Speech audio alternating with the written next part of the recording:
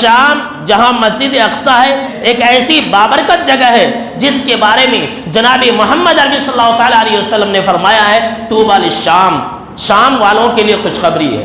آپ صلی اللہ علیہ وسلم نے فرمایا اگر شام کے لوگوں میں خرابی آ گئی تو تمہارے اندر کوئی بھلائی نہیں رہے گی، بلکہ آپ صلی اللہ علیہ وسلم نے ایک صحیح روایت کے اندر یہ بھی بیان فرمایا ہے کہ شام ایک ایسی جگہ ہے جہاں پر فرشتے اپنے پروں کو بچھا دیتے ہیں اس ملک والوں کے اوپر۔ اللہ اکبر۔ شام ایک ایسی جگہ ہے جہاں عرض محشر ہے، ہم اور آپ اسی سرزمین پر جمع ہوں گے اور اسی سرزمین سے منتشر بھی ہوں گے۔ عرض محشر اور منشر یہ دونوں جگہ کہاں ہے؟ شام ہے۔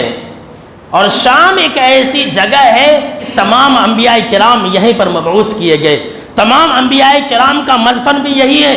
میں کیا بتلاؤں میرے دوستو، موسیٰ علیہ السلام سے بھی اللہ نے اسی علاقے میں بات کی، داؤد علیہ السلام بھی اسی علاقے میں، سلیمان علیہ السلام بھی اسی علاقے میں، دجال بھی اسی علاقے میں قتل ہوگا، عیسیٰ علیہ السلام کا نزول بھی اسی علاقے میں ہوگا، یاجوج ماجوج کا قتل بھی اسی علاقے میں ہوگا۔